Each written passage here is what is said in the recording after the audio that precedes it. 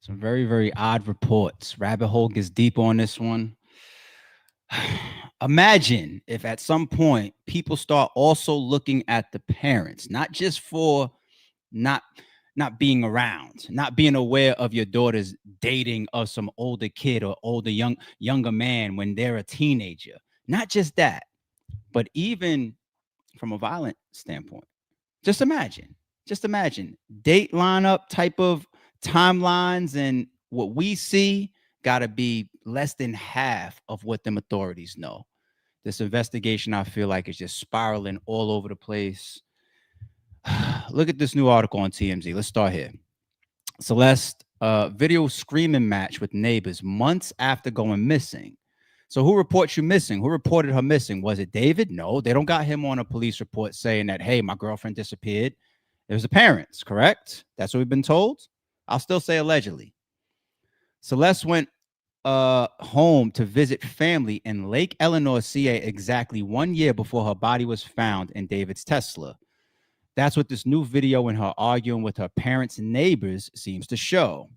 The video obtained by TMZ was recorded by the Nest camera on September 8, 2024, months after Celeste had been reported missing. The neighbors say it shows her going off on a family over a prank. Okay.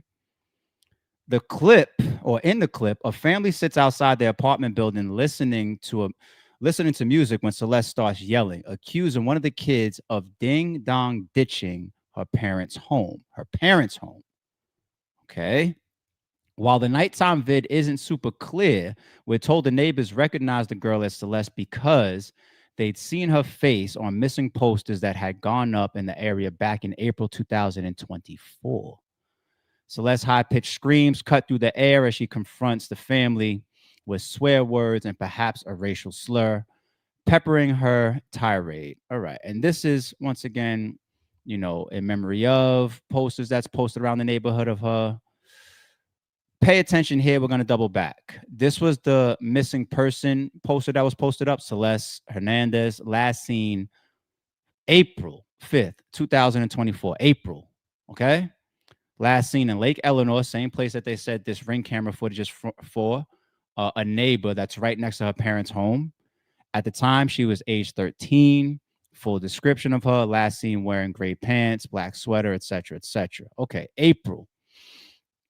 Let's continue here. You can hear a man yell back, he isn't black, and therefore she shouldn't call him the N-word. Yeah, so there's a little bit of racist stuff or racial stuff argument going on here, but I'm not going to concentrate on that right now. Let's stay focused on the missing person element. After this confrontation, we're told the neighbor's boyfriend went to Celeste's house to apologize to Celeste's dad. Okay, the dad answered, but he seemed unbothered by the situation. You know what this starts to feel like a little bit? No bullshit. You know how, well, this particular situation here, not overall, people, because I think David is still a primary suspect. But this piece here starts to feel like, remember when the accusations came down on Jay-Z and they asked the father, hey, so in the night in question, your daughter is saying that you drove and picked her up and he didn't even remember it. Huh? What? I think I would have remembered that. And we all scratched our head like, something's weird here. If the father drove, what was it, like a 5-8 hour trip both directions or something, and picked up her daughter after allegedly being taken advantage of, you would remember that, right? So here, the involvement of the father of this particular night in question that has a Ring camera footage date stamped way after April. Hey, Pops, I need to ask you more questions. Has the father been sat down in a fucking interrogation room by this point? One neighbor told us that Celeste was reporting missing in April. Her family walked around with those posters, and when the neighboring family saw Celeste that night, they just assumed she'd been found and everything was fine. What? The whole neighborhood is aware of the timeline too? We see y'all walking around putting up the missing persons posters, but then 5-6 months later, whatever, your daughter's pulling up on us arguing about our child over here pranking your crib. and we pull up to apologize and we speak to Celeste's father about it, and he's not concerned. Like, it's all good. What? Dare I say the conspiracy theories off of articles like this and reports and updates and new evidence like this are going to sprawl in the whole direction of like, I'm gonna rob you and I'm gonna help you look for it. Right? You wanted, I mean, missing person posters and huh? All right. Here's another question, authorities. If this was a missing person filing in April, around the time you started posting up these posters, did you ever go back to the authorities and say, by the way, she's found, or by the way, she's home, or by the way, she's okay? Because absolutely there could be a situation that is separate. You know, like her missing didn't necessarily have to be tied to her ending up in that trunk. That could be reality. Could have went missing because you ran away. We're hearing more and more about a disgruntled relationship between Celeste and the parents. Maybe ran away. Maybe this time they couldn't get in touch with you. Maybe this time they really got scared. They put up posters. Has anybody seen my daughter? Being a good mother and father, just in case something really happened this time, right? Months later, she maybe comes back home, but you know the situation of Hush. He's with this older boy. We saw reports allegedly of David paying off the family $10,000 a month. Hey, parents, you're not off the hook here. We need you in that investigation room. We need to talk to y'all. We need some more timelines. We need some more details. We need to understand more about the relationship between y'all and Celeste, y'all and David as well. What? The date of the video, September 8th, is notable. And as that would have been the day after Celeste's 14th birthday and exactly 1 year before authorities opened the trunk of David's impounded Tesla to discover her remains. Let's come up now. Let's play the video that they're saying is from September. Meanwhile, these missing joints was in April. What the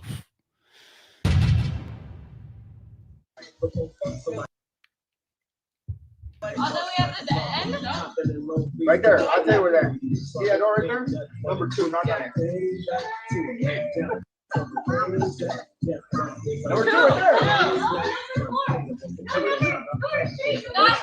talk real quick, okay? You gonna let me talk? I ain't gonna let you talk. No, you ain't gonna let me talk. Why you not gonna let me talk? You tripping? Nah, you tripping? How about you ain't tripping? You gonna let a woman talk? All right, I'm not gonna let your woman talk. Why is she over here? Again. Little house, you don't even got a house. Hey, bro. You talking? Ain't nobody black right here, homie. We're Southsiders right here, homie. We're Southsiders here. Get it right, homegirl. Shut up with your black talking. Shut up. You talking like you black girl with your black talking. Yeah. Ain't nobody black right here. What are you talking about? I said we're not black over here. Why are you calling us? You keep saying this, we're not black. Let it go. Go back to your house.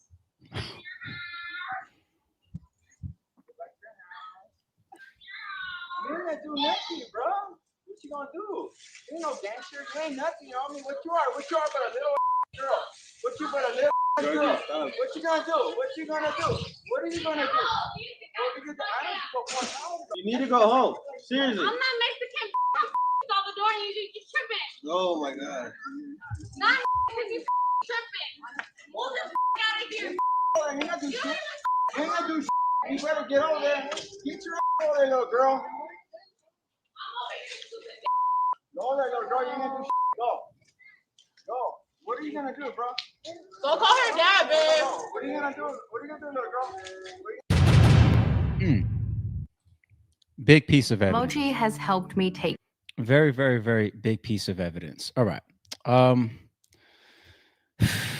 Let me continue because the whole cop swatting their crib, the parents' crib of David, I don't want to get to that. There's another report of Celeste's ex-boyfriend, somebody that's not a better place. I want to see what he got to say. Let's go to that one. Where is that video? Here it is here. That's it. That.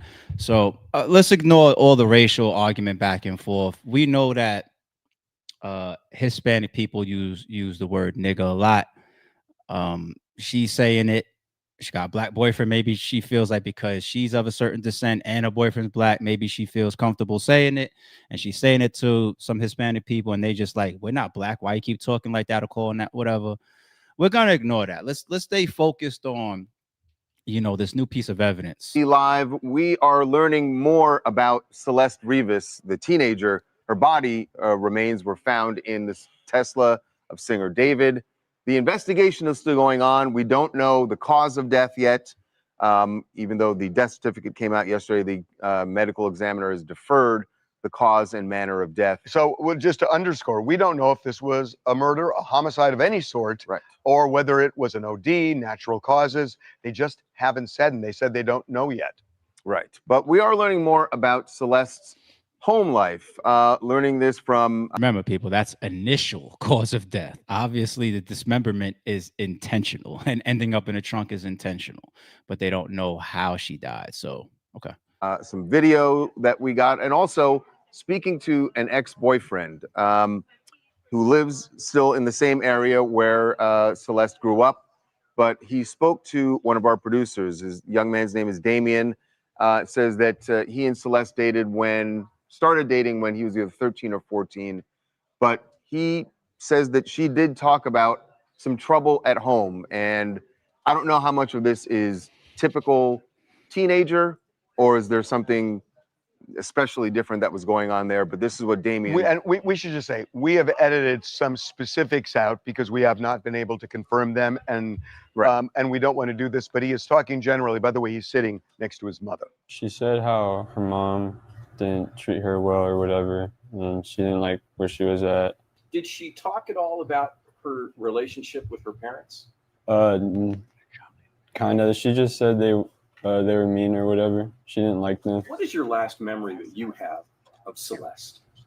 We were at PE, and she told me, my friend, that she was running away, and she said it was because of her parents, and she was like joking about it, and she was like happy, like joking like she always was, and like it didn't seem real because like she was like playing around, joking about it, and the next day she wasn't at school, and like that's the last time I saw her.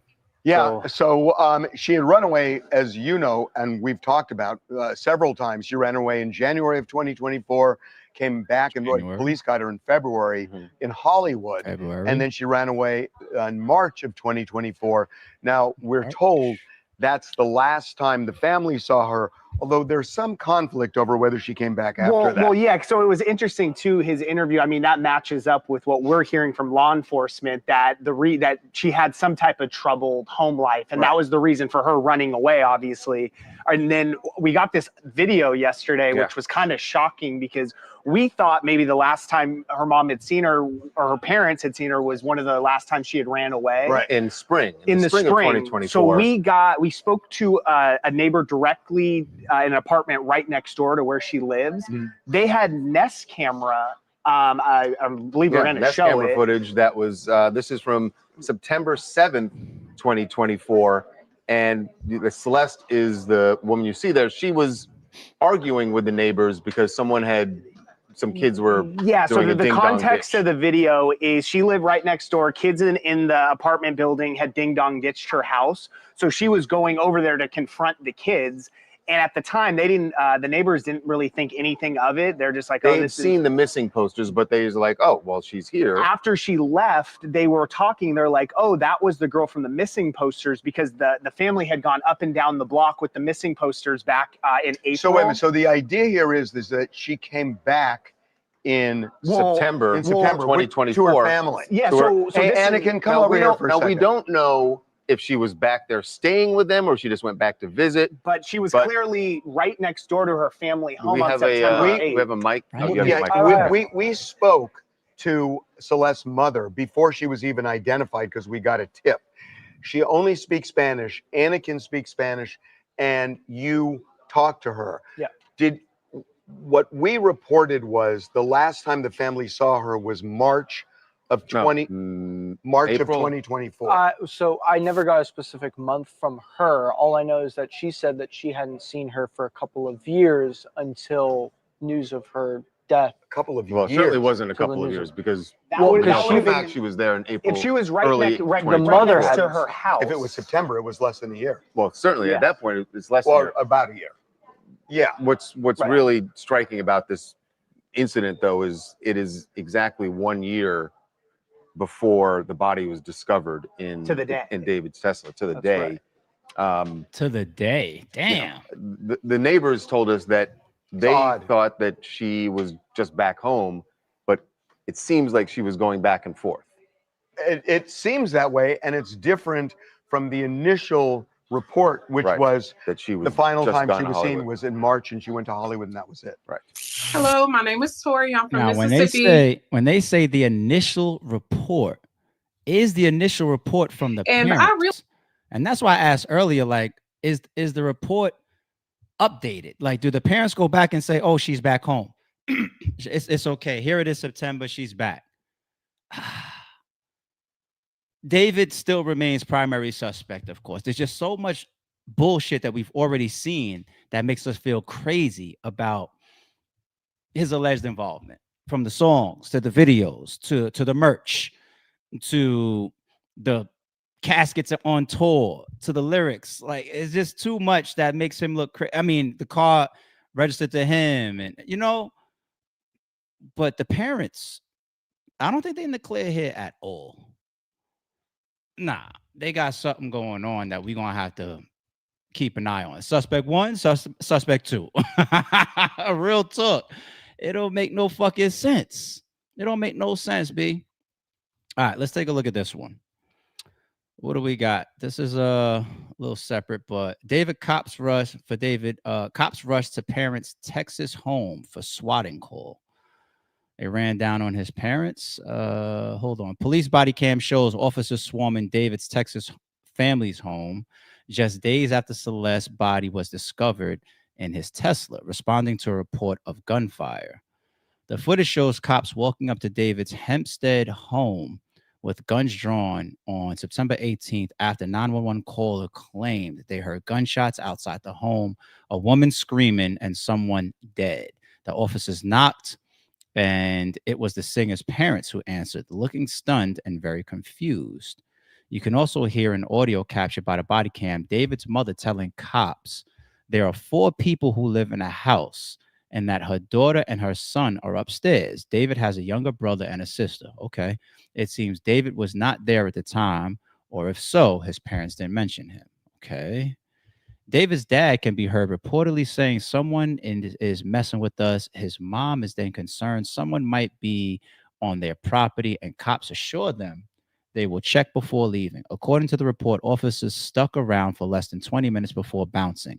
No incident report was filed by police, so it was clearly just a swatting prank. And it's not the same place, right?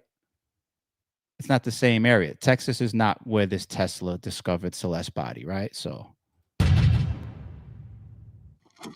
I'll go out wide and keep you covered. You want to tap the door? Just wait for me, because I'm going to keep you covered. Go ahead. I got you covered. Come right here. There's too many windows. Here, knock on the door. We got a phone call from here saying that somebody was dead. Is there somebody else that lives on this property that has your address? What's your address? That's it. That's it. That's what actually got. We got an address. There was a gunshot and a woman scream. What? I'm serious. That's why we came up here like this, because and then they talked to the caller. Whoever they were talking to said that there's a person dead. No, sir. No, sir. Knock on the door. We need to talk to them. We ain't got time for cops pull up, talk about, we hear that there's a person dead. And they fucking said, no, sir, close that door in their face. See, ain't got no warrant to come up in here. That's crazy. You gonna knock after, little light knock. Hey, hello, can you come back to the door? No, leave. Ain't nobody shot or dead here. What the fuck? Oh my God. Ma'am, we got to figure out what's going on so we can leave, okay?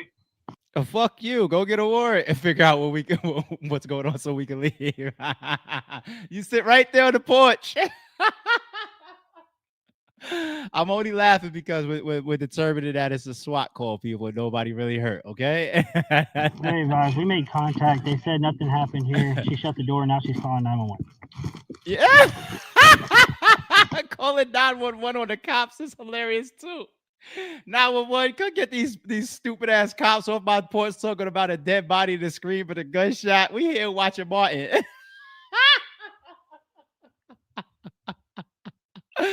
They calling 911 on the cops that came and showed up to hopefully protect your life is hilarious. Oh, we haven't received a call. I believe she's going to be in the process. Go ahead, give him a call if you want to verify it. Look at these hot fuzz ass niggas, B. Right, she's calling you now.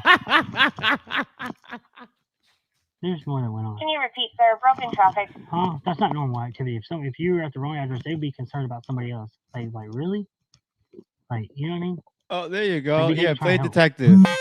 Genius. Sorry to bother you, but somebody called and said there was something. I mean, there was a person that they called on themselves. You know what I mean? It was like, hey, there's somebody dead. Someone's dead. That's what we have. I mean, we're gonna take caution. You know what I mean? Wasn't trying to scare you. This house is way off the roadway. So you just opened the gate and came in? Yes, ma'am. I'll put it back. I have a gate just like it. I think it's probably doesn't make sense. Yeah, when it's something like this, when they say somebody's dead, their life just matters more than, you know what I mean? I didn't damage your gate. I just opened it. He broke my gate. It ain't on their phone. And this is not a Texas. Yeah, that's an out-of-state number. Someone's messing with us. But it would ping here though, because wherever they call from, it pings and sends it to dispatch. So like whenever you call 911, wherever you are, it sends like a ping that's how they know the address. And this address came up to this number? Yes, ma'am, that's where he was meeting. County to engine 42. So it says somebody on my property? So that makes it odd. I ain't gonna lie. It's one thing to get swatted from God knows who, where. Hey, for example, I call 911 and I say, I heard that there's going to be a bombing, at some school at 8 a.m., right? And then everybody shows up, or people call on me saying ARP's on stream right now, saying that when he gets off the stream, he's going to go shoot up the local supermarket, right? You got that type of swatting. But they're saying here, the alleged SWAT call that they got came from the address. So very, very odd. Obviously, nothing has come up of all of this, or else it would be super headlines all over the place. The only weird thing, though, is the connections, because David is being looked at as a suspect for an alleged murder of his ex-girlfriend, or his girlfriend at the time, Celeste. And for your parents to be getting swatted about a shooting, it's just not good correlations to be coming out right now. Like if you're David right now, you're like, what the fuck? So relevance, possibly no. But there's that but factor, like that, what the fuck? All right, let's move along. That's right. In the intro, I didn't even tell y'all what news we were covering today. I'll explain that a little bit more at the end. That's by design. Let's go to Diddy. Let's see what's going on with the young man. Prosecutors announced they're seeking over 11 years in prison for Diddy. All right. So if we look at the introduction, I could have went and pulled the whole paperwork, but it's pretty much summarized well here enough so we could take a look at this. This was filed yesterday. Introduction. Throughout this case and over the course of a 7-week trial, this court has seen extensive evidence demonstrating the defendant's criminal conduct perpetrated across more than a decade. At trial, the defendant disputed that the government had made out particular elements of the charged federal offenses, but he largely conceded his conduct, the violence, the domestic abuse, drug use and distribution, and bribery. The defendant will not be punished for any crimes of which he was acquitted, of course, but punishment for his crimes of conviction must take into account the manner in which he committed them. So don't just talk to me about the Mann Act. Talk to me about all the elements around this Mann Act and what he was really up to while he was breaking these laws. It's like a way of saying we're not trying to argue for the stuff that he was acquitted on, but we still want you to look at it, Judge. Right? That's like they kind of like just snuck that in on the low. All right. His crimes of conviction are serious and have warranted sentences over 10 years in multiple cases for defendants who, like Sean Combs, engaged in violence and put others in fear. Consistent with those cases and based on the corroborated evidence presented at trial, the court should impose a sentence of no less than 135 months. There goes your 11 years of imprisonment.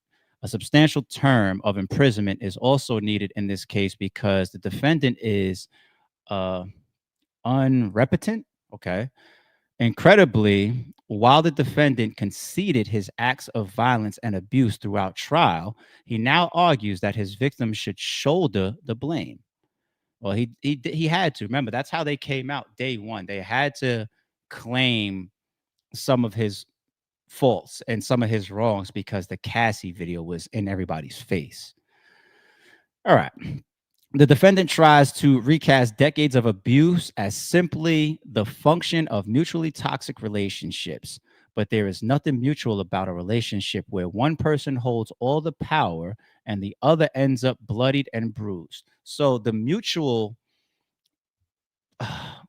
argument from Diddy's side, and I ain't sticking up for him, but the mutual argument was the consent. That was the biggest word of the whole trial. Consenting adults. For example, Dawn Rashad, you had all these ugly things to say in some of your testimony of eyewitness accounts of things that happened of domestic abuse, but then they show you coming back later on trying to re-up for another deal with Diddy.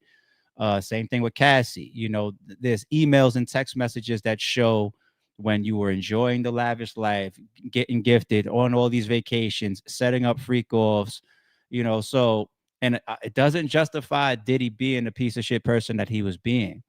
I'm just saying, I don't expect the prosecution to outline that piece here because they're the ones that's pushing the judge to like, no, push this shit out. We hear about this Nino Brown ass 1 year shit that people talking about.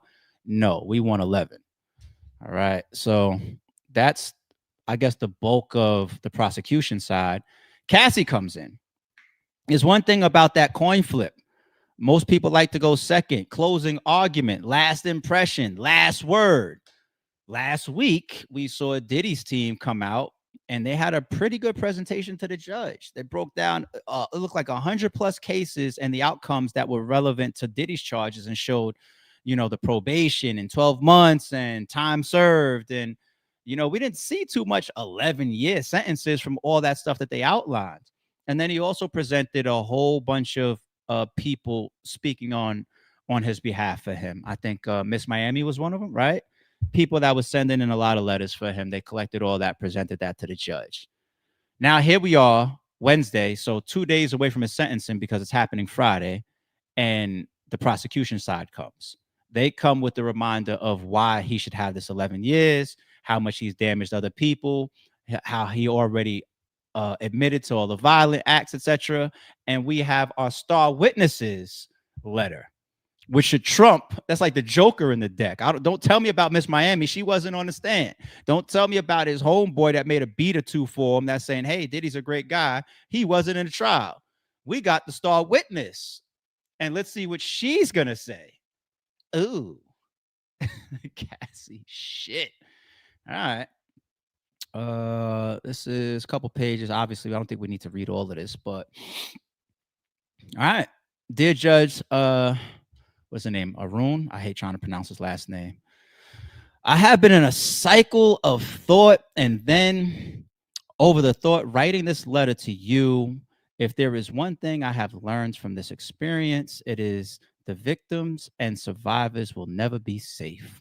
Although I can hope for justice and accountability, I have come to not trust anything.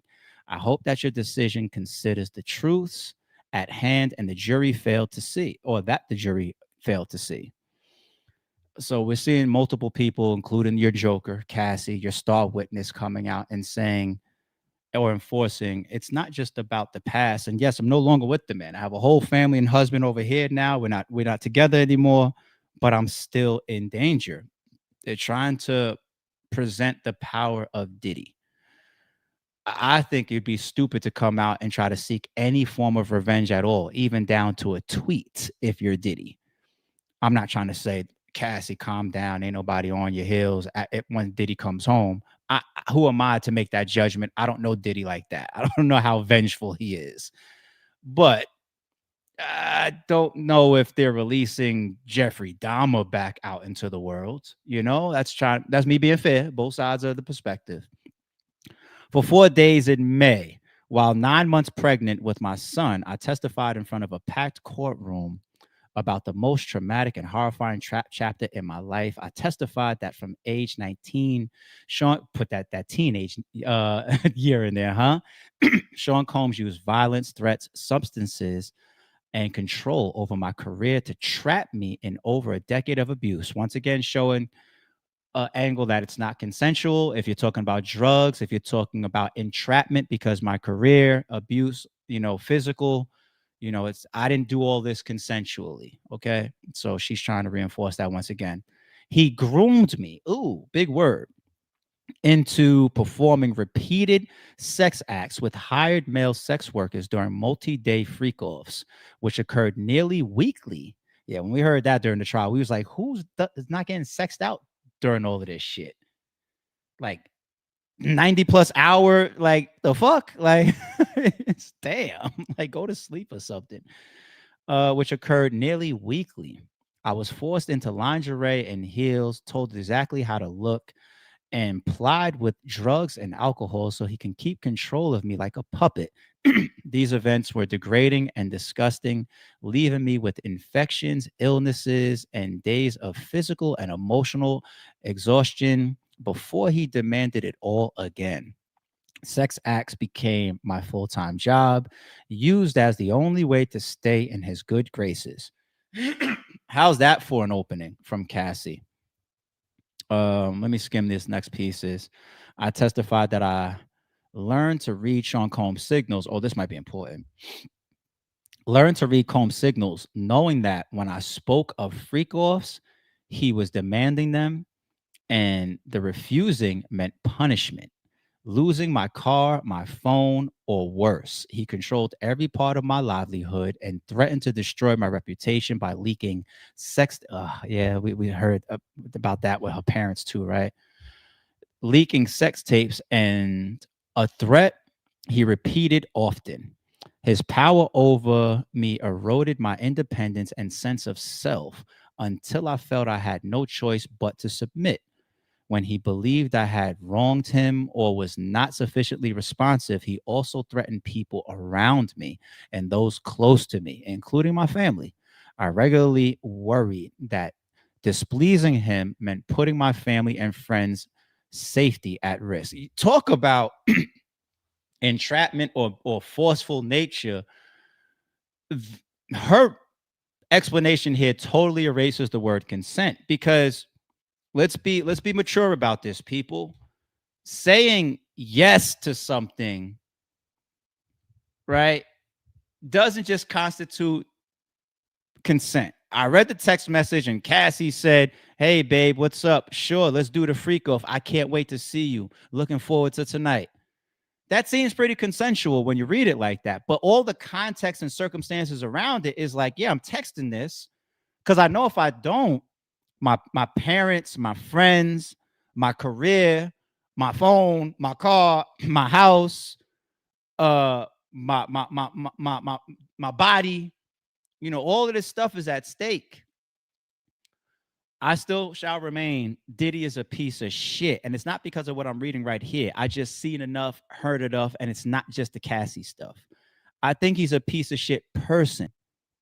I just felt like what they went at him with the Rico stuff seemed like they overshot their mark. Like, what are you guys going for here? Like the whole thing of it being federal instead of state and not going after domestic violence or abuse. Right, the Rico stuff and trying to. Anyway, we don't have to relive the trial. But he is a piece of shit person to me, in my opinion. And Cassie being the star witness coming out with a write-up such as this. Let's close this out. Let me read that last piece. For over a decade, Sean Combs made me feel powerless and unimportant, but my experience was real, horrific, and deserves to be considered. While the jury did not seem to understand or believe that I engaged in freak-offs because of the force of coercion the defendant used against me, I know that is the truth. And his sentence should reflect the reality of the evidence of my lived experiences as a victim, reliving in detail the events and the truths described throughout the trial. And this letter causes me tremendous emotional pain. I am trying with all that I am to move on. I hope that your sentencing decision reflects the strength it took for victims of Sean Combs to come forward. I hope that your decision considers the many lives that Sean Combs has unpended with his abuse and control. I thank you for for your time and your attention. Cassandra Ventura Fine. What's that? The other guy's last name now that she's married? Yeah, so Diddy definitely deserves, whether true or not, alleged or not, he deserves to have the picture painted of, yeah, you've done a lot of good for people. You've helped a lot of people's careers. You helped a lot of people make money, but you've also negatively impacted a lot of lives. And in this world, in this judicial system, in this country, in common karma and common human conduct, I'm not saying people are expected to be angels, but they're expected to do right and not try to balance that with the amount of wrongs. You're not supposed to, in America, be able to say, yeah, I beat the shit out of these 10 women over here, but these 20 guys over here, I made millionaires. You're not supposed to be able to do that. I think this will be the last piece of coverage that we do until Friday. The actual sentencing, and court won't be open by the time we're here live. So we may come back after the sentencing verdict, or I shouldn't say verdict, after the sentencing decision comes down. All right. We may go live in the morning Friday, and then we'll keep our eye on the court. And the moment they say, all right, that's it, you're getting 1 year and you already served that, so go home. Or they say, we do listen to the prosecution and we did look over some of this casework. We do deem you powerful and dangerous, and this Cassie shit is a big trump card. Yeah, we're going to give you 8 years. Regardless, maybe we'll just go live as soon as the sentencing comes down. We'll see. Oh, all right, let's move on to Dame. Dame talking about Cameron getting shot in DC. Now, remember, people, once upon a time, Jay-Z, I think Nas was even with him at the time, right? Was it while they were interviewing with Sway? They even labeled Cameron a snitch because of the press conference that Cameron and the diplomats that stood behind him at the time said that the person that walked up on his car, he saw him flashing the rock. Matter of fact, he put it in the song too. He put it like the intro of a song.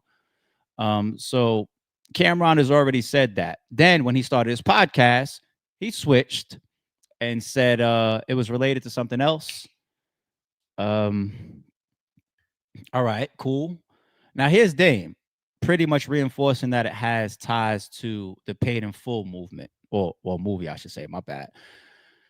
What are we gonna go with? Let's see what he says. I came across a video and Cameron said he was highly against doing the ending scene where he says, "I'll snitch," and he was. I'll That's true. from DC. That's true. And the problem is, it's a movie, but you don't play a guy that snitched on Washington and then go to Washington with a Lamborghini and stay in the same neighborhood that he had issues in for 3 or 4 days.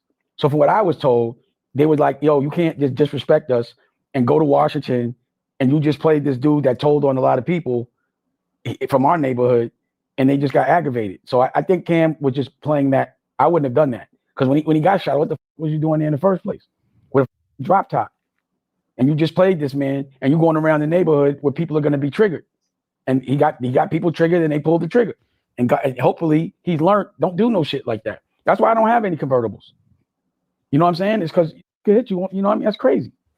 To go into that hostile environment after you've done these things and stay for days, you might get shot. I didn't want him to get shot, but he definitely was against it, and it was a bit of an argument, but he still respected it and did it. But also, I wanted him to say that because Paul, homeboy had said that. So if you look at the Feds one of the magazines they did a story on him, he said this shit. So I just repeated what he said. What he said, still gonna be on my dick. Pause. He said, when I get home, it's still gonna be on mine.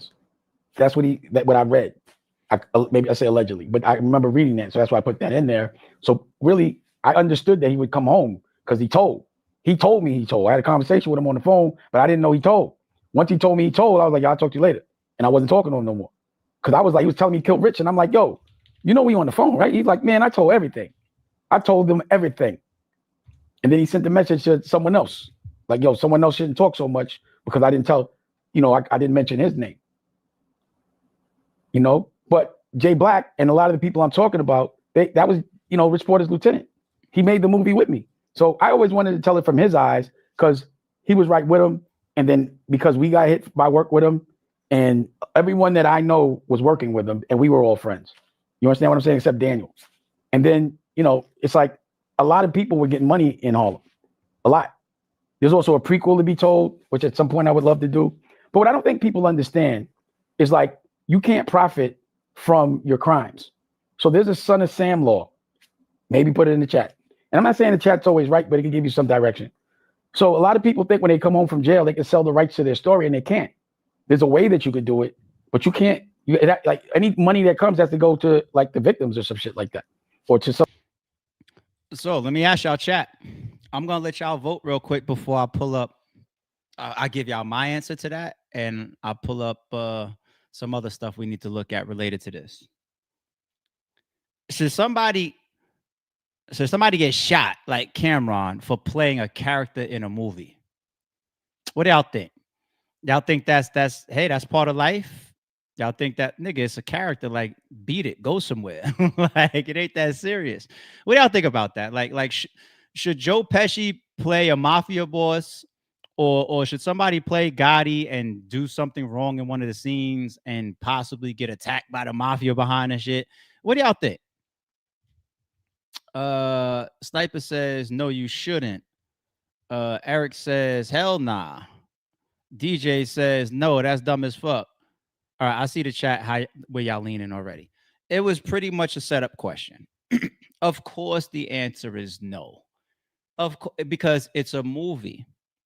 But the real thing I'm moving towards is, but should you do it? The answer is no. The answer is no. Certain things in this world you should not play with. And Dame is right here. And especially if you're going to go to where they're at. Now, we're looking at the Paid in Full movie and we're looking at Cam playing Rico and we look at that character and say, all right, like, okay, cool. Like Rico, aka Alpo, and then he went to DC, and we know the story of like Wayne Perry, who was a very respected and powerful person out there. That character, maybe you look at it as just some little hood shit, whatever. But that DC and that Wayne Perry shit out there, people are ignorant. People really still are affected. Lives lost, families impacted, and they watch that movie. Some people say that ain't true. That's done wrong. Oh, you lied about that. Oh, hold on. You play the snitch. Like, yo, why'd you even make a movie like that? Why'd you even give light to that type of person or Alpo? There's people out there that don't even want an Alpo story told. Like saying he don't even deserve the light. So Dame is right. If I'm Cam and I do that movie and it involves the Wayne Perry people and associates of the world, am I driving around DC in a drop top Lamborghini? Me personally, no, I'm not. And let me give you a way more serious example now, okay? Because in case people were just like, come on, ARP, you're reaching a little bit with the Cam situation. That was a setup too. Because as I was listening to him, I was thinking, I brought it up. I was like, hold on. Danny Trejo talked about the same thing on Vlad. 10 people killed over American Me, the movie. 10 people killed. All right. I might play a little bit of this. Based on his experience with the 1992 film American Me, Danny Trejo explained that people associated with the movie were killed by Mexican mafia for its disrespectful and inaccurate depiction of the prison gang. All right, let's play a little bit of it. Why not? Let's do it. Shout out to Vlad. Vlad, don't get mad at me. Don't get mad at me, Vlad. I remember the movie that made me not want to go to prison was American Me. Yeah. Based on what you experienced yourself as a Mexican in prison, was that pretty accurate? Well, it was. I didn't like it. It was kind of far fetched, and it got a lot of people in a lot of trouble. People got killed around that movie. Blood In and Blood Out is a movie that I did with Taylor Hackford, and it was sort of, we didn't disrespect anybody, you know, because I don't care if you're a mangy dog. I'd rather have you for a friend than an enemy. And the person in charge of that movie made a lot of mistakes. American Me. Yeah. Edward James Olmos. Yeah. Okay. A lot of mistakes. Do you know him? He'll admit it. What, do you know him? Oh yeah. Yeah. Okay. I saved his life, really, and he won't admit that either. Well, okay. So from what I understand, that story was based on the head of the Mexican mafia, right? And from what I heard, the big problem in that movie was that he showed that guy getting raped. That was one of them in juvenile hall, and that's considered the biggest no-no. Right. And then he lied about getting permission to do it. He said he went up to talk to Joe Morgan, and Joe Morgan is the guy. Yeah, Joe Morgan told me no, he didn't. He told me on the phone. No, he didn't. So you know the head of the Mexican mafia. I knew him. He passed away. He passed away. Okay. I think the last 3 or 4 leaders of the Mexican mafia have died of cancer. Huh. Okay. And from what I understand, some of the people featured in that movie, like I think, got killed because of them being in that movie. 4 out here, and about, I think 6 in prison. 6 people got killed over American Me. Yeah, probably, but just being part of it. Yeah, but it was funny because I remember Donald Garcia, another Mexican mafia that got out and turned Christian, just straight out said, they were talking about no, and he goes, yeah, that falls on you, Eddie. So. Okay. So you've got to be, the power of cinema. You got to be really careful. Yeah. Wait a minute. And I don't mean, am I offending somebody? No, you just got to be real careful about telling the truth. Okay. The leader of the Mexican mafia was never raped. Yeah. All right.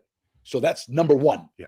Okay. So now, what are you going to tell his kids? You know what I mean? It's like, how do you explain that to his kids? And if you notice, after that movie, the people involved with that movie, the heads, not the actors, okay, because a lot of the actors came to me and asked, Danny, are we in that? No, you guys aren't. You're worker bees, And a guy named Eddie Bunker, who was one of Joe Morgan's best friends, and me met actually with Edward and his manager, I guess, at a place called Jerry's Deli in Encino. And I told him out front, you can't do this, Holmes. You can't do this. You're offending some very, very. He said, well, it's theatrical. I said, yeah, but you're not dealing with theatrical motherfuckers. Yeah. But a lot of times your ego and will tell you, no, I can get away with this. Yeah, I looked it up. So Joe Pegleg. So what's some examples that probably is in that bracket, B? Of course, anything involving mafia, because they don't like the exposure. So any of those movies, right? I never could see the mafia running down on a Robert De Niro. They revere him, they love him, right? Or maybe not. Maybe not a Scorsese neither. Let's take a step over him. Who's making this shit? I could always see them be like, "Hey, Rob, man, you got this wrong, but we love you." Or same thing goes for a Pesci or Travolta or whatever. You know what I mean? Maybe, but documentaries probably get very, very dangerous. You got people that do conspiracy related stuff, very, very dangerous. Look at Alex Jones. I think the only reason why the government never touched him is because they would martyr him and it would be too exposed, because he's, what I mean? So they want him to hang out there and just have half of the people that listen to him write him off as a conspiracy guy, and other people that are going to follow him, right? Sort of like that, putting it in your face or hiding in plain sight. When we did that stream about all the on to the next one and imagery that Jay-Z and all, that Freemasonry stuff that they were doing. But let's not get too deep. Let's not rehash that. We can say that for a different stream. But how about Cocaine Cowboys? Okay. How about stories around Griselda Blanco? How about Narcos as a TV series, right? All this stuff that's tied to real events or real people. We hear Cameron getting shot in DC. We go, whatever. Some people still believe that that's Rockefeller motivated. I never thought that. I heard it when it was said. I was like, I don't really see it. I don't really. And now to see Dame say it, Cam say it, I do believe that it's a culprit of the Paid in Full movie. I do. But you listen to Danny Trejos of the world, shit gets way worse than that. Motherfuckers probably be getting their head chopped off and all types of shit behind movies and documentaries. Oh yeah, it's a reality. It's an absolute reality. And shout out to Danny Trejo as well, because I think we did a stream maybe a month or so ago. There were reports going around that he passed away, and I came on stream and I said rest in peace, paid him his respect. And then I think I saw reports after that that said it was false news. So shout out to him. All right. What do we got next? We're gonna do some Cardi B. She is one of the few that I let get away with that ratchet shit on our podcast up here, people. For some reason, I give her. I like it from her. I enjoy it from Cardi. Yo, so this is allegedly a rant towards Ice Spice's manager. Oh man, did y'all see the comments that I was pulling up and highlighting on the side while she was ranting, y'all? Hey, fellas. Two comments there. If you ever foresee this in a woman, you got to choose somebody else. You have to. You saw the Offset related comments on the side, people.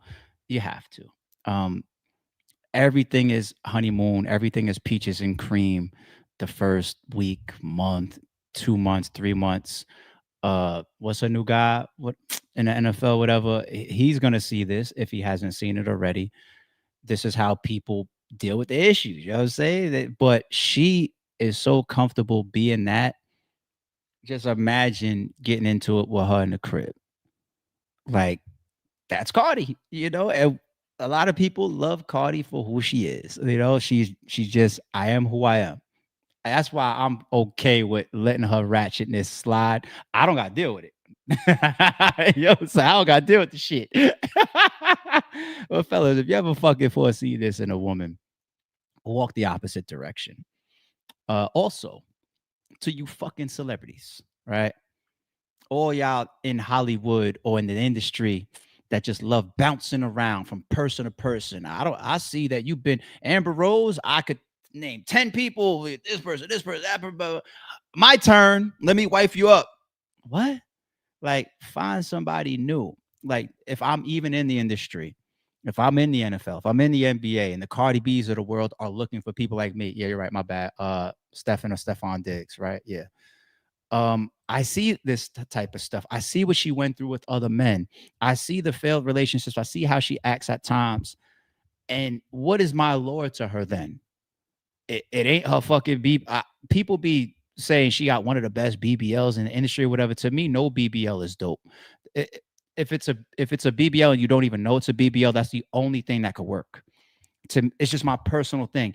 Anything that shows me that it's implanted or whatever, I could see it from the hips to the ass thigh ratio to whatever. It looks nasty to me.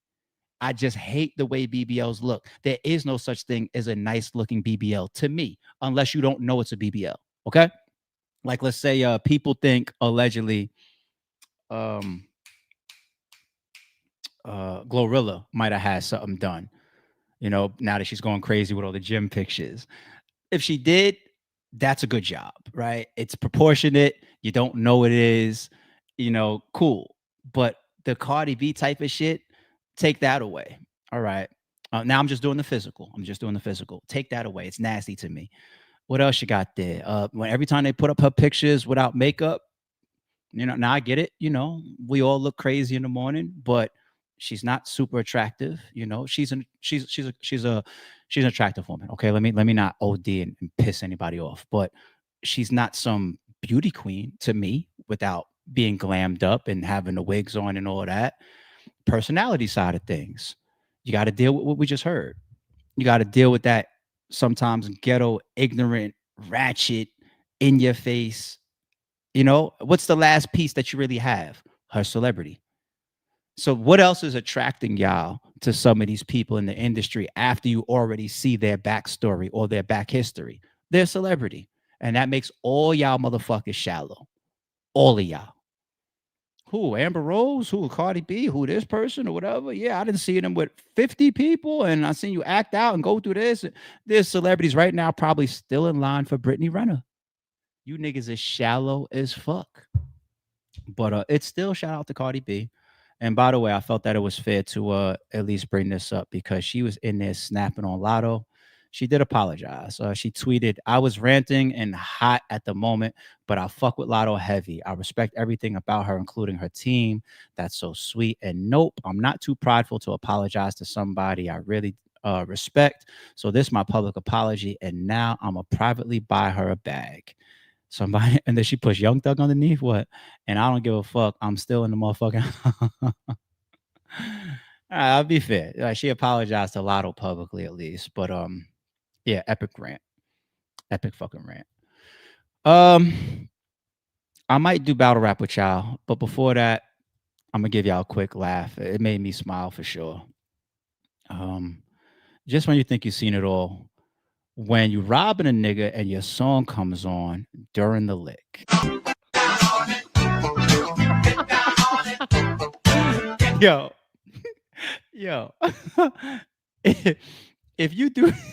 If you ever do that shit in a robbery, you've committed too many robberies.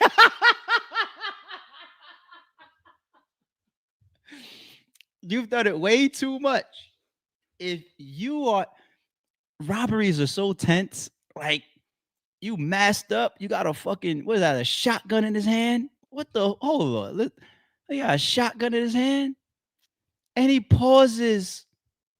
Niggas laying down on the ground. The mission is in and out fast. Stopwatch type shit. This nigga bust a move. He said that's the one right there. Yo, he's done this too much. Look at the chat. He's done this way too fucking much. I agree with you, JV34. Music is the best thing ever. I promise you, V. All right. Last but not least, and let me give y'all my little intro to this.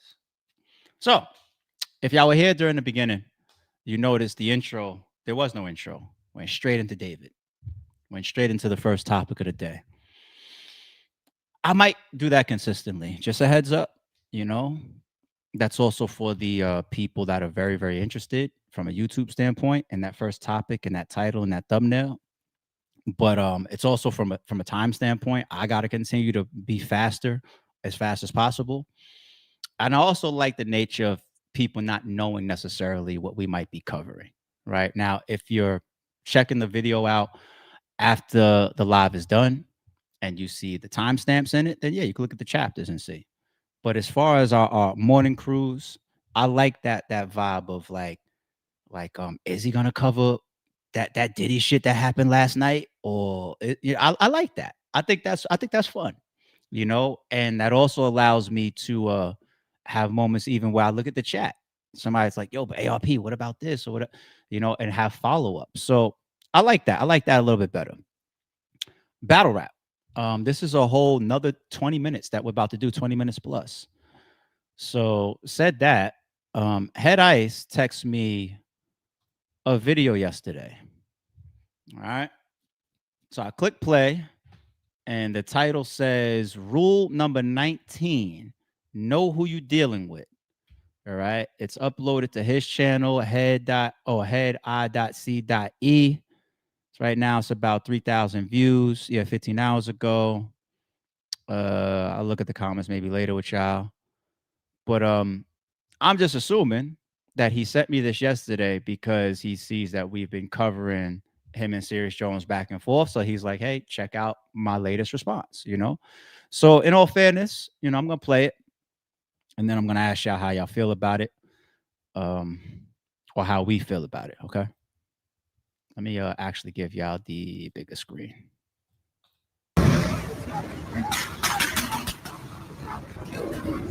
Sometimes you got to look back and move forward.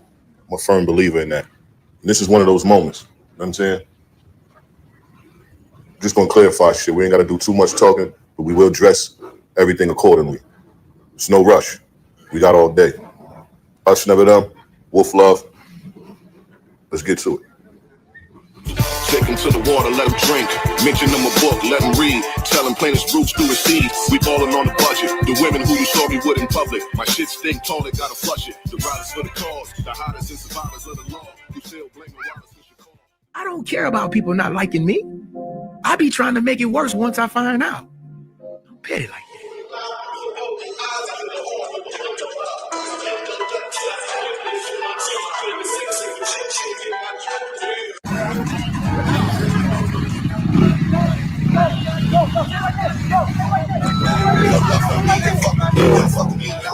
Walk it up.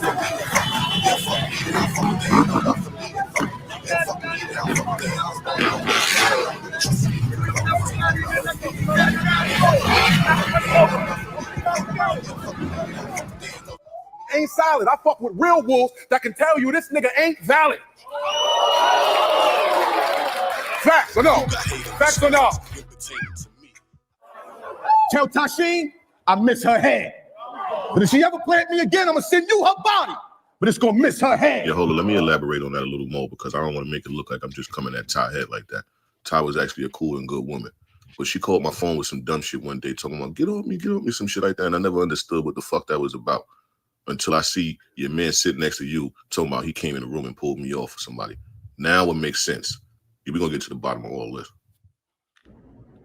Your man got jealous because Shorty gave me the buns. You said you cheated on me. If you didn't cheat on me, then let's go to the precinct and say he took the box. And that's what happened. Tried to give me 7 joints, my G. It didn't work. I always wondered, why would your girl take a picture of us from the back like this? But now that I do the research in my mind, I understand exactly why she took the picture. All the stuff you said behind my back, she probably looking like, hold up. How is he in the picture with you with his arm around you? But yet you said all this negative shit about him. So she took the picture for her own reasons. This shit is wild, man. All this to save face. Because Ty your cousin and Dre your cousin. So Dre must have been telling y'all some bullshit all these years, and y'all been running with that story thinking that that was the truth. But now y'all gonna get the real truth. Your man tried to put 7 years on me out of jealousy over a girl that wasn't even his girl. It was his wife cousin. He was sleeping with his wife cousin behind her back. That's why you can't find the girl, nigga. Because the wife don't fuck with him and the girl don't fuck with him. They probably out, the girl and the wife and the cousin probably don't even fuck with each other because of this nigga. But he ain't gonna tell y'all niggas that. When this noise is real. My name cleared, nigga. And none of that box taker shit. You fucking walking glory hole. Now your champagne tasting like piss. Fuck out of here, nigga. That nigga came in there and tried to get the... Stay sharp, chat. I'm going to come to y'all right after this video is over. I'm going to let y'all do a majority of the way in before I say a word. Top and it didn't work. Man, listen me with irrelevant fake shit. I don't take shit, including pussy. I wipe my ass and doodle mush them, cause to us, it's no clue, you pussy. Talking about all call-outs is mandatory. Nigga, you're a fucking barber. Barber don't call niggas for the fade. Niggas call the barber for the fade. We gotta show up at the shop. Any cuts going on, niggas, we cutting ties with niggas like you, man. You's a fraud. Trying to paint a picture like you somebody you not. I'm the wolf. Hey, yo, chill, let's make it hit, nigga. I use pussy to hit the pussy on a pussy nigga. And they ain't give a fuck sense about that pussy nigga. Give a fuck about his mother being mad at me. This beef was older than his pops, I shoot his granddaddy. His sister know the game and got her toes in it. That's why his nephew got a stroller with a hole in it. Now his uncle looking for me with his little me to keep the ruler, cause I'm have to screw you if I ever see you. Yeah, wolfing with the mob at a dock party. Murder cell on P, I got that Glock for him. Bad news just told me Rex went to get it. Only choppers left, I fly one to get it. Land, spinning through blocks and part of groundwork. Shooting up a house and ruin childbirth. Never go without a mask on a mission. Rubber glove, I wear it. Why the fuck would I be scared of you if I'm the person who helped you in a moment when you were scared of somebody? Make it make sense, man. Heroes is made in stores. Talking this craziness like you pumping fans somebody. Man, I know you, Celine. Nobody scared of you. Cut the shit. Talk to him. What up, blood? What up, blood? What up, gangsta? If you feeling this shit, I know you with me. I told my mama she gotta play 50. What up, blood? What up, cuz? What up, blood? What up, gang? You've been in my presence before and after. You ain't never mentioned nothing. Not even in this battle. Stop playing with me. You a weirdo.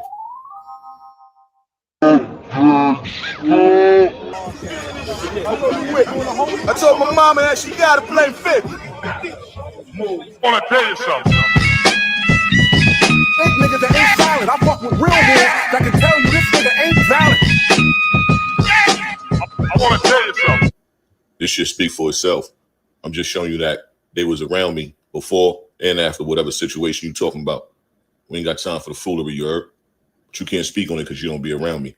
You know that already.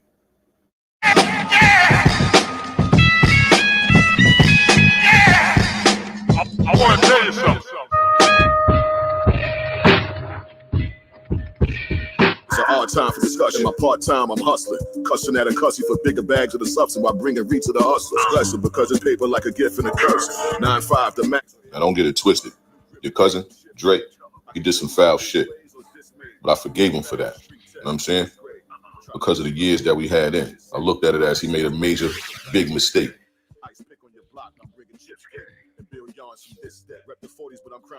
But now that I see all of this, that shit wild to me.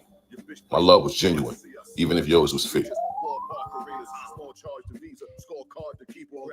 This paperwork fake. Been to Ohio one time in my life with goods at a battle event. Got the wrong man.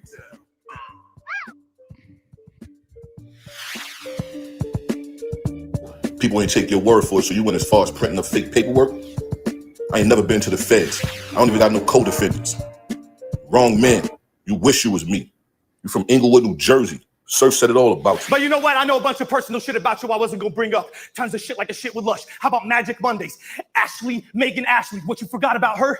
You don't think I'm friends with Valid? So I had a bitch I know come through. They was having a battle at a cookout. And I don't be fucking with bitches that's out of pocket, and real ones know what I mean. So I let a bitch go with this nigga. What'd he start do? With this nigga. What'd he start do? With this nigga. What'd he start do? What he start do is wow. That's how you know you're nervous. But keep talking, Celine. Calling the phone, bringing a lean. Lean? This nigga just say lean? This shit don't even got me sleep. I'm hibernating. This liquid heroin. I done paid 20. So let me get this straight. You sent the chick on lean to a dude and he kept her in the cup? Yeah, pimp in distress. You both out of pocket. You gotta have it. Like codeine, like is a real drug. It's not nothing to play with. You don't have it. Hey, bro, like you finna throw up, man. Lean is a slang term for codeine cough syrup. It's also known by the names of purple drank and scissor. And it's a form of opiate that has been popularized in southern rap scenes of Houston and Atlanta. Codeine is a milder opiate, but it's still addictive and can be lethal when mixed with alcohol. Next thing you know, he hating on me, talking about his real name is Salim. I know where he lives. He got another bitch, and he treat her like a queen. So I had a bitch I know come through. They was having a battle at a cookout. Next thing you know, he hating on me, talking about his real name is Salim. I know where he lives. He got another bitch. This champagne started to taste like piss. I'm friends with Valid. You don't think this shit would occur? Yeah, stop looking at me like this, because I know somebody who took your bitch. Oh yeah, you don't believe me all up in the place right now? Well, go ahead, Valid. Come and say it to his motherfucking Now, face. when this was going down, I tapped Swave. I said I'd be right back. I already saw it happening before it was going down. I started to proceed that way. I got there just in the nick of time. Listen, hold on, let me spit my bars. Look at Glory Hole. Look, check Glory Hole out. I guess you didn't believe. I should have left your bitch ass hanging. Walked right off that stage and right back to Swave 7 at the bar and buy me another drink. But nope, I held your bitch ass down. You bummer. He's a clown. Nah, you fucked up. You the clown. But go ahead, bro. You been going now. No, you the clown. And you knew I never liked your bitch ass. That's why you used to do these type of fucking speeches and shit when you come around. You used to say shit like this. Well, we all got to stick together even though we don't like each other and all that. We ain't always got to like each other, but we know we need each other. And that's what life is about. That's what black people need to understand more. We need each other, my nigga, to survive and to grow. You know what I'm saying? The sun got to shine. I know I'm going over but whatever, you know, I'm not Malcolm X. I'm just saying, my nigga, you know what I mean? I ain't talking about... Assalamu alaikum, my brothers. All right? I said, now, I was raised Muslim, right? My name is Salim. And y'all know fake niggas that ain't solid. I fuck with real wolves that can tell you this nigga ain't valid. Facts or no? No, because I don't fuck with you. Now move along, bozo. Should have left you hanging for all this groupie shit you doing for. Sucker niggas.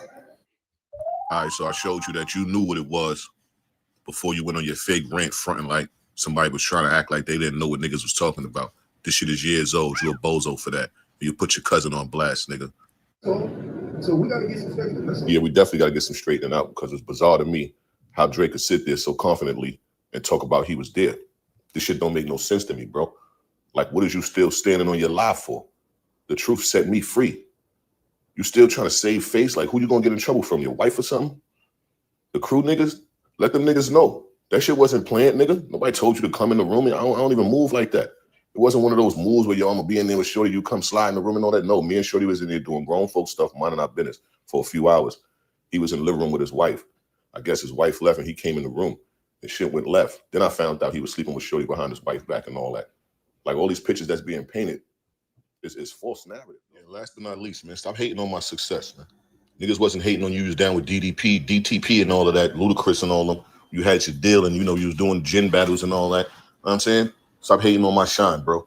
You wildin'. There's always gonna be us, never them. Hate is the new love. Everybody nice. You drop the N off that, they all ice. You heard? This is just what it is, man. When they think of Wolf, they think of me. They think of Wolf Love, they think of me. It's just what it is, man. You're not in the Hall of Fame. Michael Jordan, Magic Johnson, Isaiah Thomas and them, they don't be talking about Nick Van Exel, Greg Anthony, or Terry Cummins. They nice, but they ain't in the Hall of Fame. That's how we feel about you. So you could go back to doing your out-of-towner moves, you know what I mean? Because you're out-of-towner, so if you touch down out here and you move around and you do all this little video thing you got going on, that's cool, but stop fishing. You're doing a lot of fishing, man. You're talking about Alaska cases and all that, man. I haven't even been in Alaska that long to do any criminal activity. But I be around some of the realest guys that migrated from all parts of the world to Alaska. Salute to them. And I plan on seeing y'all soon. You heard? Us, never them. But stop fishing, man. You just talking. So we didn't clear all that up. You heard? That Ohio situation, fake. Not me. Been to Ohio once with goods at a battle event and we left. Shouts to my man Nick, Free Munchie, Dan and the rest of the guys from out there in Dayton, Ohio. Salute, Wolf Love. You know what it is with us. I don't know what's going on with these guys out here, man. The world is weird nowadays. Everybody stay focused, man. Shit, we good. Ice, was that a picture of you at an aquarium? Like, what does that do? You praying to the holy, but you stab it in the back.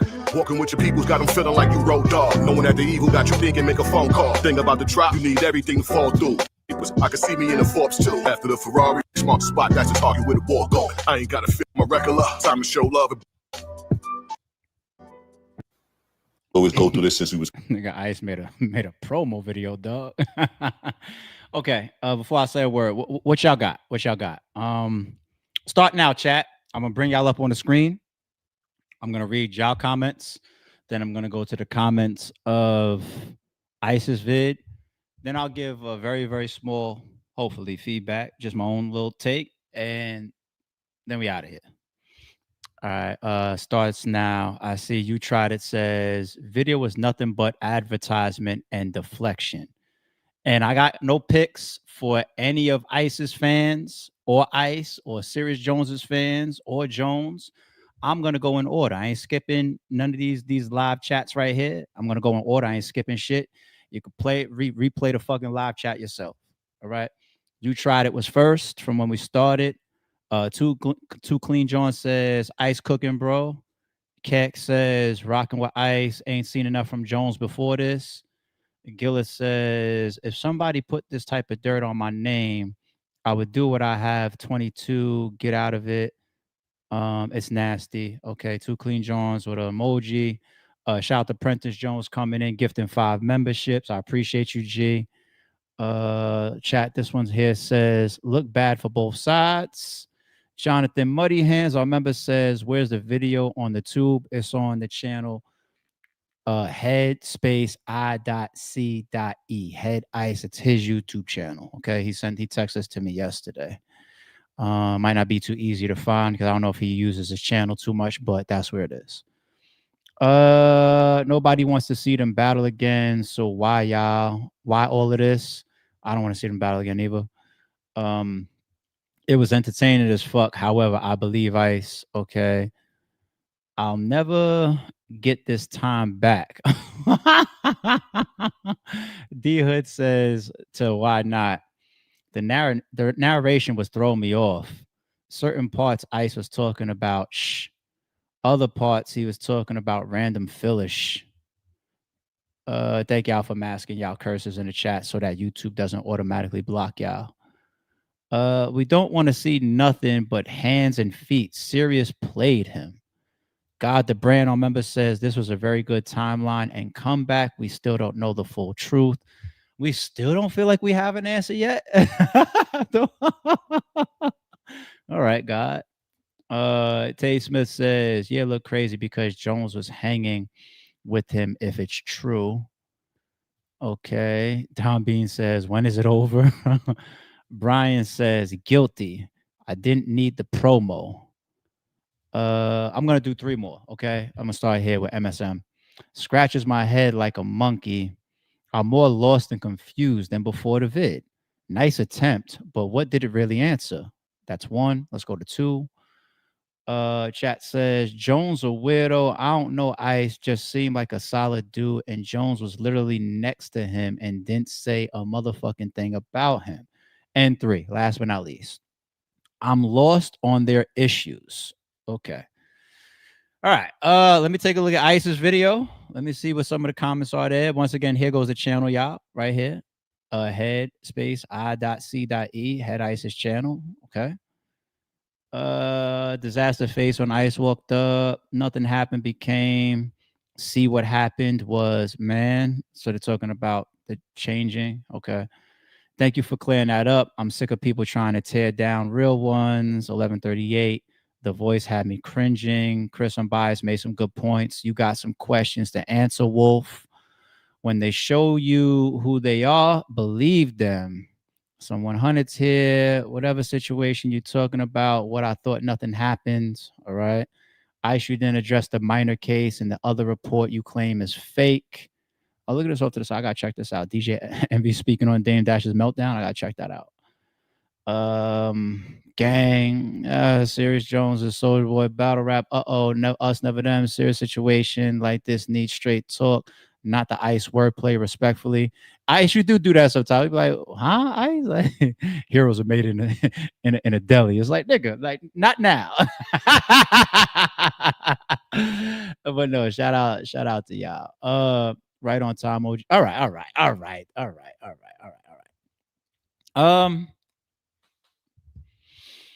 It feels like, at least in the comments that's there and the comments from our chat here live watching it with y'all, feels a little split. Okay.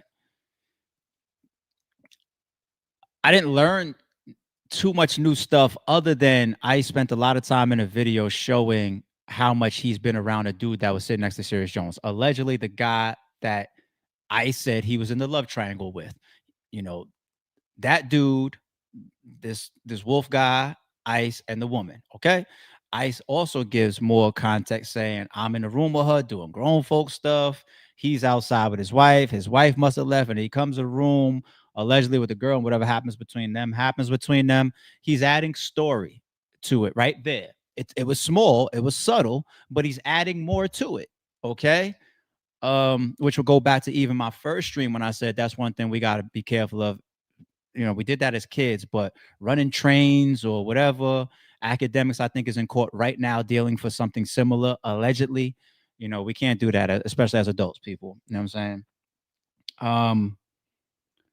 The paperwork that he put up that said birthday 1990, we ain't got no choice but to scratch that. You know, I would want the same for me. Like, Ice wasn't born 1990. Okay, respectfully. The other ones that's there. So we've heard Alaska, we've heard Ohio, we've heard this situation between the 2 guys and the girl, and we heard something with a minor. I don't have no details in front of me on something with a minor. I don't have no details in front of me on something in Alaska. So I gotta scratch those. I can't speak to those. I ain't gonna do that. I ain't gonna try to jump in some muddy water and act like it's clear. I don't know. Okay. I don't know nothing about that. The Ohio one is weird to me. Because it seems from at least there's screenshots and paperwork that's going around. I don't know if it's allegedly Jones that might have sent it to a couple people, but what's in my phone right now didn't come from Jones. A blogger sent it to me, and I heard that somebody was sending it to bloggers. Okay.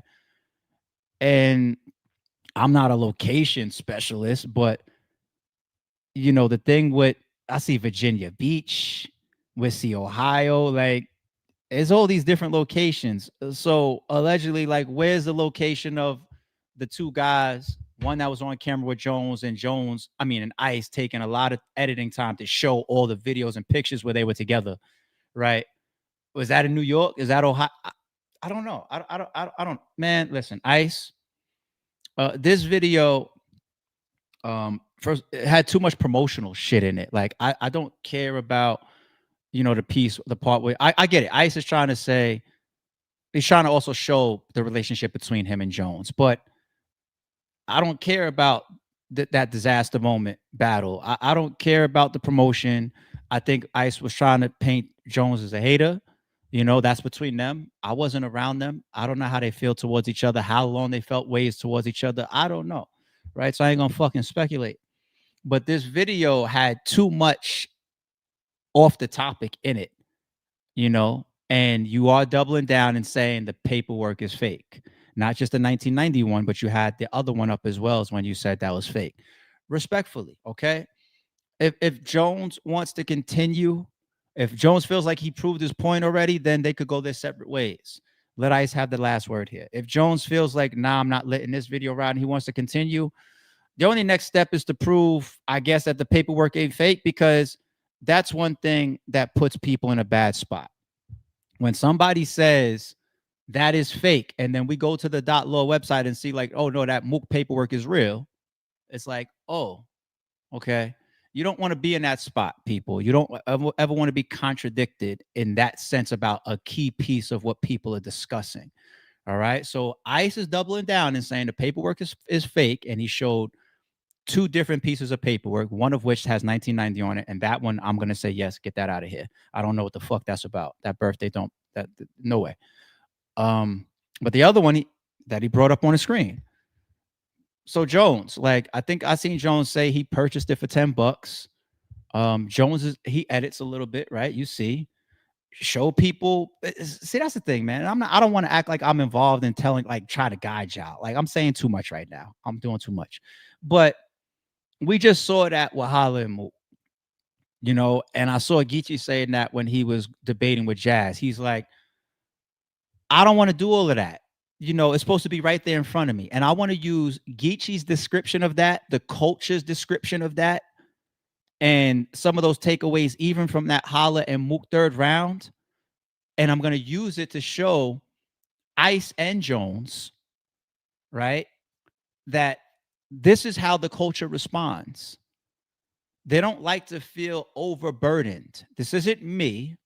They're showing y'all this. They're telling y'all this. They don't like to feel overburdened. They just be like, just black and white, boom. It's not, is it fake? All right, prove it's fake. Is it real? Prove it's real. This is where it is, boom, boom. That's how people are. You know what I'm saying? When you have personal investment in something, you go all the way through it. So like with the Big K and Adi Boom situation, I had personal investment in it.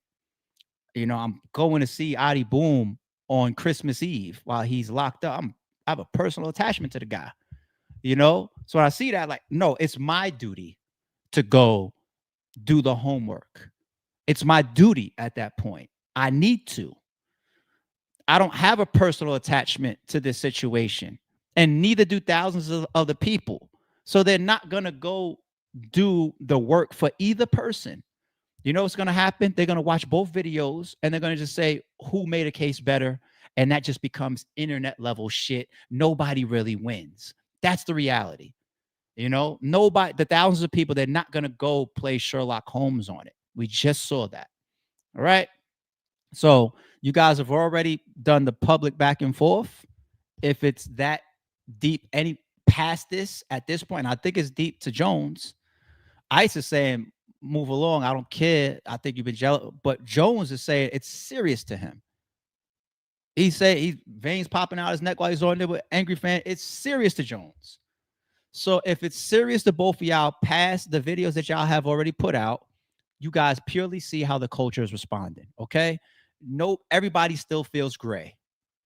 And that's the best way I could close it out. That leaves me neutral. Shout out to Ice. Shout out to Jones. The chat is getting tired of it until they get the, you know what I'm saying? The chat is getting tired of it. You know what I'm saying? And Ice, I played the video. You texted to me, and it's like, I don't want to be the guy to come off like, you know, I cover battle rap controversy sometimes. I do. That's my prerogative. That's my choice. I do what the fuck I want. I speak about whatever the fuck I want, and nobody can govern me. Nobody could check me. I will give people the respect that they deserve. So I'm always reachable. I'm always reachable. Okay. So, you know, Ice texted to me, all right, I'm gonna run it. I'm gonna run it. Same way I ran Jones's shit. But past that, you guys aren't making it concrete for everybody that's watching. So their response. Okay. That's it. I'm out. I'm out. Shout out to Sniper, member for 13. This shit's the fuck off my ears now. Damn, yo, I gotta do something about that this weekend. What was that button that I just pushed? Is that noise canceling? What was that? I just learned something about these shits. Hold on. What was that? It's not like I read the instructions for this shit. How do I charge them up? How I turn them on? How I turn them off? Right? I'm sure they got way more features than I'm playing around with. Maybe I don't know, but they're not comfortable. And the noise cancellation and nowhere near the Sonys, nowhere near the fucking Sonys that I had. But shout out to Sniper. Salute to the green team. Always been a member for 13 months. You're OG. Brick City 81 is up in here. He sent out a gift at 5:52 a.m. That's before the stream even cut on. We was live on time. We got like a, I don't know, what is it, like 98.5% batting average for Monday through Friday, 6 a.m. on the dot, right? So, yeah. Every once in a while, people come in and you'll see some supers and some gifts even before the stream starts. So keep an eye out for those people. Shout out to Brick on that one. Don Bean came in and said, peace, ARP and the gang. On this road trip to Florida, my turn to drive. I'm here though. Like, share, and subscribe. So shout out to you. Drive safe. Whatever you got going on in Florida. If it's a pleasure trip or for recreation or for rec, have a great time. Make it there safe. Make it back safe and all that. You know what I'm saying? I drove to Florida a couple months ago as well. I drove to Tampa, hang out with my homie Dr. God and his family. We had the kids together and all that. He rented a yacht for us. We went out on the water. I did a little bit of exploration, did a little bit of shopping out there. A little quick weekend trip to Tampa. My man Dop, he's into real estate as well. He put me up in one of his Airbnbs, so I didn't even have to like rent a hotel or nothing like that. Put me up in a nice little 3-bedroom joint, whatever. But a real nice rental property that he had that I was able to, that was real close to his crib. So, but yeah, shout out to the Florida trip. Enjoy, G. Tay Smith says, it happens though. American Me and Godfather. Yeah. I believe of all conspiracies of why Cameron got shot, I believe that one the most. It was related to the movie. All right. Don Bean also says 9 hours in the books. I made it, y'all. That was a long ass drop. 9 hours. I ain't gonna lie to you. Gee, 9 hours. I'm on a flight. Because how long was our drive? So we purposefully drove to New Orleans because we felt it was gonna just be more when we went to the game, the Super Bowl in February. My man Aunt B rented a big ass truck, like a 3-row, and 3 of us drove down, and we met up with the 4th homie that got out there. How long was that trip? I think it was less than. I think it was 5 hours or less. I think it was, but we were just scared of all the planes and the flight situation and the airports for Super Bowl weekend. That's what we were scared of. We were just like, leave the airports alone, you know? Other than that, 9-hour drive. Yeah. But I appreciate niggas that could troop it out. You know what I'm saying? Especially when there's convenience factors, you know? So do your thing, G. Cal Capone says, hey, yo, that's the perfect robbery. So, yo, your man was, hey, your man stopped. Niggas face down on the floor. I don't think I've ever seen that before in my life. If I did, it was on a movie, not real life store footage cameras that you can't see enough on the internet, man. I swear. Nikita says, hit that like button, share the stream, and join the green team, y'all. Thank you, Nikita. I appreciate you. This was earlier when Prentice gifted his 5 memberships around 716. Thank you, Prentice. We appreciate y'all for real. Thank you. Hope y'all cashing those memberships that are getting tossed out. Cotton, our member, says, believe it or not, Ray J got some nice headphones. Yeah? I don't give a fuck who they buy. You know what I'm saying? Because I don't think y'all gonna see me in these for a week. The Sony's lasting over just about a little over a year before they ripped is a letdown. And Beats by Dre, you know the reputation of them. What I'm gonna do is if I could find the time, I'm gonna make my way into Best Buy this weekend. And I'm gonna look at what other Beats by Dre there are. I'm gonna go reputation first. Y'all earned y'all reputation, right? I'm gonna try the bitches on. I'm gonna listen to them because you know how Best Buy you play the music and shit. I'm gonna listen. I'm gonna do all of that. But I got it. These are not comfortable at all. At all. This model, they are trash. And when I went from the Sonys to these, the sound quality is.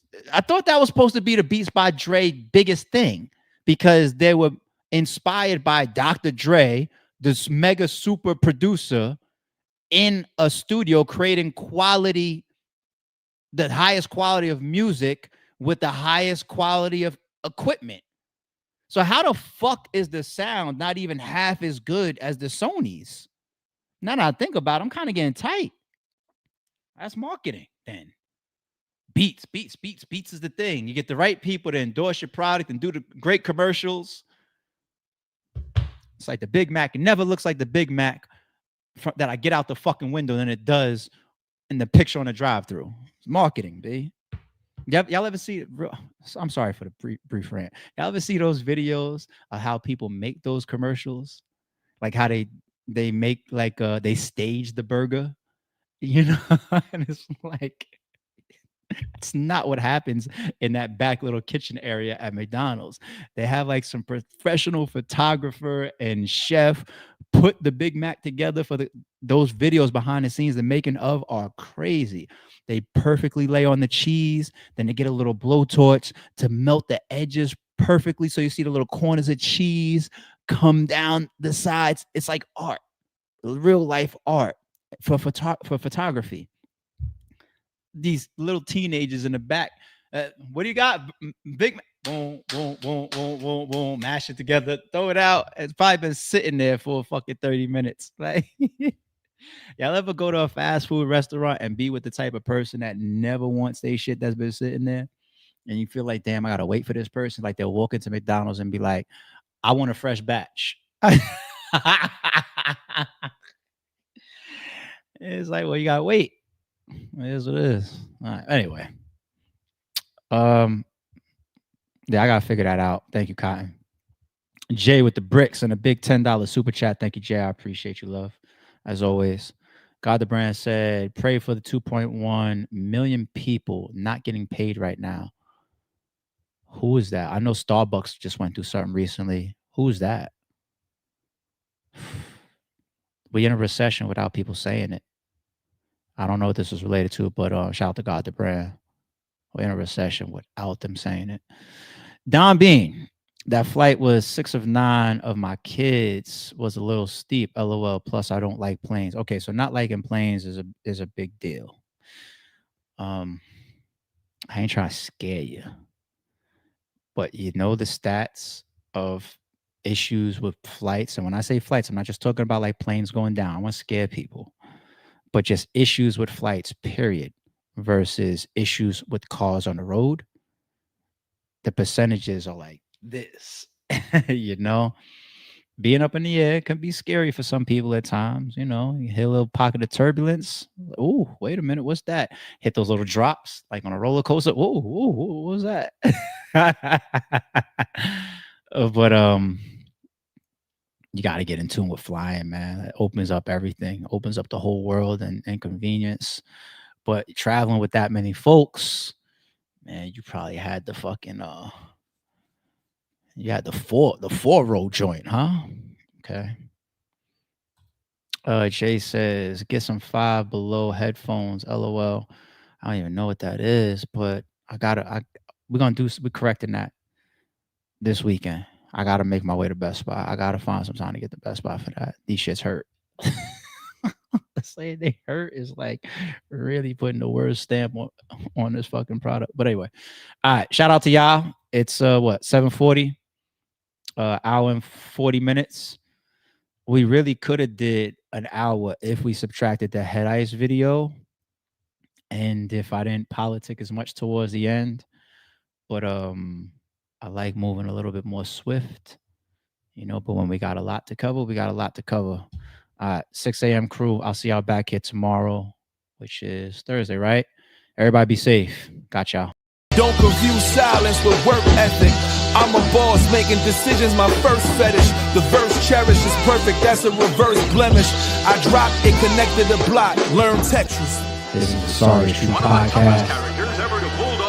Welcome to the house of. And shout out to the members. Without, I think still got a gun.